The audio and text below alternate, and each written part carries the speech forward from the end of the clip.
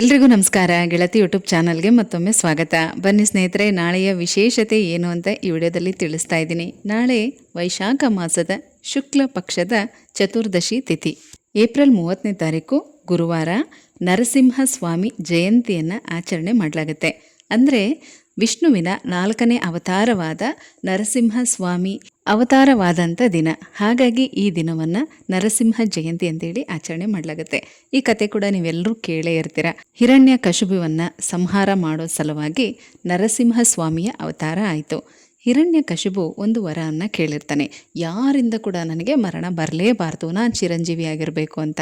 ಆಗ ಬ್ರಹ್ಮದೇವ ಆ ಒಂದು ವರವನ್ನು ಬಿಟ್ಟು ಬೇರೆ ಏನಾದರೂ ಕೇಳು ಅಂತ ಹೇಳ್ತಾರೆ. ಅಂದರೆ ಇಂಥವರಿಂದನೇ ಮರಣ ಬರಬೇಕು ಅನ್ನುವಂಥ ವರವೇನಾದರೂ ಇದ್ದರೆ ಕೇಳು, ಚಿರಂಜೀವಿ ಆಗುವಂಥ ವರನ ಯಾರಿಗೂ ಕೂಡ ಕೊಡೋದಕ್ಕಾಗಲ್ಲ ಅಂತ ಹೇಳ್ತಾರೆ. ಆಗ ಹಿರಣ್ಯಕಶಿಪು ತುಂಬಾ ಯೋಚನೆ ಮಾಡಿ ಮನುಷ್ಯರಿಂದ, ಮೃಗಗಳಿಂದ ಮತ್ತು ಯಾವುದೇ ರೀತಿಯ ಆಯುಧದಿಂದ ಮರಣ ಬರಬಾರ್ದು, ಹಾಗೆ ಹಗಲಲ್ಲೂ ಮತ್ತು ರಾತ್ರಿಯಲ್ಲೂ ಕೂಡ ಮರಣ ಬರಬಾರ್ದು, ಮನೆ ಒಳಗಡೆ ಮನೆಯಿಂದ ಹೊರಗಡೆ ಈ ರೀತಿ ಎಲ್ಲ ತುಂಬ ಬುದ್ಧಿವಂತಿಕೆಯಿಂದ ವರವನ್ನು ಪಡ್ಕೊಳ್ತಾನೆ. ಅಂದರೆ ಮನೆ ಒಳಗಡೆ ಇದ್ದಾಗ್ಲೂ ಮನೆ ಹೊರಗಡೆ ಇದ್ದಾಗ್ಲೂ ಮರಣ ಬರಬಾರ್ದು, ಈ ರೀತಿ ತುಂಬ ಬುದ್ಧಿವಂತಿಕೆಯಿಂದ ವರವನ್ನು ಪಡ್ಕೊಳ್ತಾನೆ. ಆದರೆ ರಾಕ್ಷಸರು ಎಷ್ಟೇ ಬುದ್ಧಿವಂತಿಕೆಯಿಂದ ವರವನ್ನು ಕೇಳಿದ್ರೂ ಕೂಡ ದೇವತೆಗಳು ಅದಕ್ಕಿಂತ ಬುದ್ಧಿವಂತಿಕೆಯನ್ನು ಉಪಯೋಗಿಸಿ ಅವರ ವರವೇ ಅವರಿಗೆ ಶಾಪ ಆಗೋ ರೀತಿ ಮಾಡ್ತಾರೆ ಅಲ್ವಾ. ಇದೇ ರೀತಿ ಹಿರಣ್ಯಕಶಿಪುವಿನ ಸಂಹಾರಕ್ಕೂ ಕೂಡ ಅವತಾರ ಆಗಿದ್ದು ನರಸಿಂಹಸ್ವಾಮಿಯ ಅವತಾರ. ಈ ಕಡೆ ಮನುಷ್ಯನೂ ಅಲ್ಲ, ಈ ಕಡೆ ಮೃಗನೂ ಅಲ್ಲ, ಮತ್ತು ಮನೆ ಒಳಗೂ ಅಲ್ಲ, ಮನೆ ಹೊರಗೂ ಅಲ್ಲ, ಹೊಸ್ತಿಲಿನ ಮಧ್ಯಭಾಗದಲ್ಲಿ ಕೂತ್ಕೊಂಡು ಈ ಕಡೆ ಬೆಳಗ್ಗೆನೂ ಅಲ್ಲ ಮತ್ತು ರಾತ್ರಿನೂ ಅಲ್ಲ. ಅಂಥ ಸಮಯದಲ್ಲಿ ಯಾವುದೇ ಆಯುಧವನ್ನು ಉಪಯೋಗಿಸದೆ ತನ್ನ ಉಗುರುಗಳಿಂದ ಅವನ ಹೊಟ್ಟೆಯನ್ನು ಬಗೆದು ಕರುಳನ್ನು ತೆಗೆದು ಮಾಲೆ ಹಾಕ್ಕೊಂಡು ಅವನ ಸಂಹಾರವನ್ನು ಮಾಡ್ತಾರೆ. ಪ್ರಹ್ಲಾದನನ್ನು ರಕ್ಷಣೆ ಮಾಡ್ತಾರೆ. ಈ ಕತೆ ನೀವೆಲ್ಲ ಕೂಡ ಕೇಳೇ ಇರ್ತೀರ. ಈ ರೀತಿಯಾಗಿ ನರಸಿಂಹಸ್ವಾಮಿಯ ಅವತಾರ ಆಗಿದ್ದು.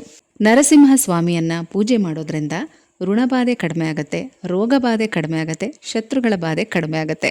ವಾಮಾಚಾರ ಆಗಿರ್ಬೋದು, ಕೆಟ್ಟ ದೃಷ್ಟಿ ಆಗಿರ್ಬೋದು, ವಿಪರೀತ ಕೋಪ, ಮಕ್ಕಳಿಗಾಗಲಿ ದೊಡ್ಡವರಿಗಾಗಲಿ ಮನೆಯಲ್ಲಿ ಯಾರಿಗೇ ಆಗಲಿ ವಿಪರೀತ ಕೋಪ ಇದೆ ಅಂತಂದರೆ ಹೆಚ್ಚಾಗಿ ನರಸಿಂಹಸ್ವಾಮಿಯನ್ನು ಪೂಜೆ ಮಾಡೋದ್ರಿಂದ ಕೋಪ ಕೂಡ ಕಡಿಮೆ ಆಗುತ್ತೆ. ಯಾವಾಗಲೂ ಅಷ್ಟೇ, ಕೆಲವರೆಲ್ಲ ಕೇಳ್ತಾ ಇರ್ತೀರ, ಮನೇಲಿ ನರಸಿಂಹಸ್ವಾಮಿಯ ಫೋಟೋ ಅಥವಾ ವಿಗ್ರಹ ಇಟ್ಕೋಬೋದಾ ಅಂತ. ಖಂಡಿತವಾಗ್ಲೂ ಇಟ್ಕೋಬಹುದು. ಆದರೆ ನರಸಿಂಹಸ್ವಾಮಿ ಒಬ್ಬರೇ ಇರುವಂಥ ಫೋಟೋ ಇಟ್ಕೋಬಾರ್ದು. ಅವರ ತೊಡೆ ಮೇಲೆ ಮಹಾಲಕ್ಷ್ಮಿ ಕೂತ್ಕೊಂಡಿರುವಂಥ ಫೋಟೋ ಇಟ್ಕೋಬೇಕು, ಮತ್ತು ಅವರ ಮುಖ ಶಾಂತವಾಗಿ ಇರುವಂಥ ಫೋಟೋನ ಇಟ್ಕೊಂಡು ಖಂಡಿತವಾಗ್ಲೂ ಪೂಜೆ ಮಾಡ್ಬೋದು. ತುಂಬಾ ಒಳ್ಳೆಯದು. ಮನೆಯಲ್ಲಿ ಒಳ್ಳೆ ಪಾಸಿಟಿವ್ ಎನರ್ಜಿ ಇರುತ್ತೆ. ಯಾರೆಲ್ಲ ಮನೆಗಳಲ್ಲಿ ವಿಪರೀತ ಗಂಡ ಹೆಂಡತಿಗೆ ಜಗಳ, ಹೊಂದಾಣಿಕೆನೇ ಇಲ್ಲ, ಪ್ರೀತಿನೇ ಇಲ್ಲ ಅಂತ ಅಂತಿರೋ ಅಂಥವರೆಲ್ಲರೂ ಕೂಡ ಈ ರೀತಿಯಾಗಿ ಇರೋವಂಥ, ಅಂದರೆ ಲಕ್ಷ್ಮಿಯನ್ನು ತೊಡೆ ಮೇಲೆ ಕೂರಿಸ್ಕೊಂಡಿರುವಂಥ ಶಾಂತ ಸ್ವರೂಪದಲ್ಲಿ ಇರುವಂಥ ನರಸಿಂಹಸ್ವಾಮಿ, ಲಕ್ಷ್ಮೀ ನರಸಿಂಹಸ್ವಾಮಿ ವಿಗ್ರಹನ ಮನೇಲಿ ಇಟ್ಕೋಬಹುದು, ಅಥವಾ ಫೋಟೋನು ಕೂಡ ಇಟ್ಕೋಬೋದು. ಚಿಕ್ಕದಾಗಿರುವಂಥ ಫೋಟೋ ಇಟ್ಕೊಂಡು ಪೂಜೆ ಮಾಡ್ಬೋದು. ಪ್ರತಿ ಮಂಗಳವಾರ ತುಪ್ಪ ದೀಪನ ಹಚ್ಚಿ ಜೇನುತುಪ್ಪ ನೈವೇದ್ಯ ಮಾಡೋದ್ರಿಂದ ಮನೆಯಲ್ಲಿ ಶಾಂತಿ, ಸಮೃದ್ಧಿ, ಸಮಾಧಾನ ಇದೆಲ್ಲ ಕೂಡ ಹೆಚ್ಚಾಗತ್ತೆ. ನೀವು ದೇವಸ್ಥಾನಕ್ಕೂ ಕೂಡ ಹೋಗ್ಬೋದು.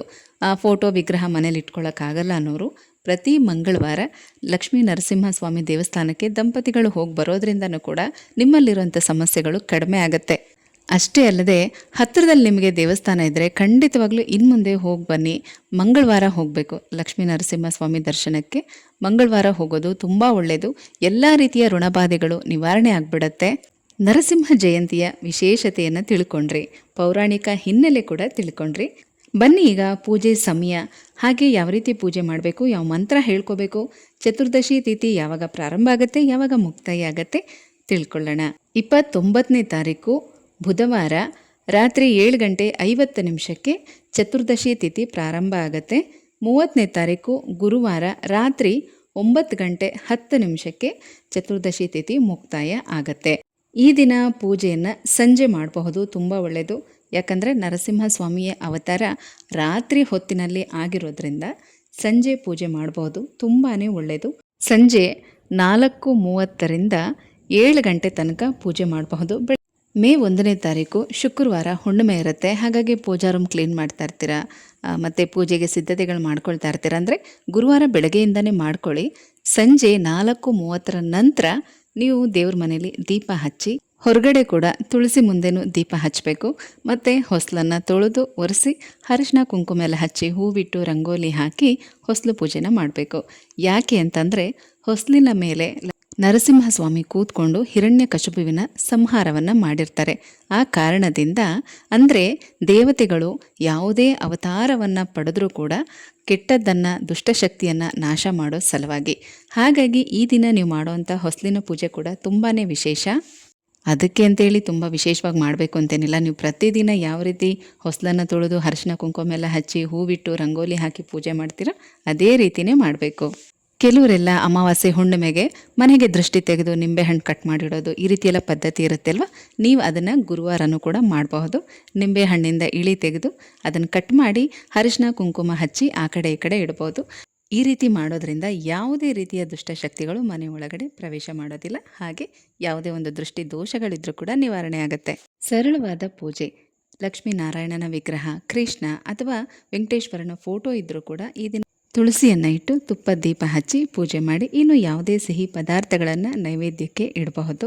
ಪೂಜೆ ಎಲ್ಲ ಆದಮೇಲೆ ಸಾಧ್ಯವಾದರೆ ದೇವಸ್ಥಾನಕ್ಕೆ ಹೋಗಿ ಬನ್ನಿ. ಬೆಳಗ್ಗೆ ಅಥವಾ ಸಂಜೆ ದೇವಸ್ಥಾನಕ್ಕೆ ಹೋಗ್ಬೋದು. ವಿಶೇಷವಾದ ಪೂಜೆಗಳಿರುತ್ತೆ. ತುಳಸಿ ಅಥವಾ ಮಲ್ಲಿಗೆ ಹೂವನ್ನು ಕೊಟ್ಟು ಅರ್ಚನೆ ಮಾಡಿಸ್ಕೊಂಡು ಬನ್ನಿ, ತುಂಬಾ ಒಳ್ಳೆಯದು.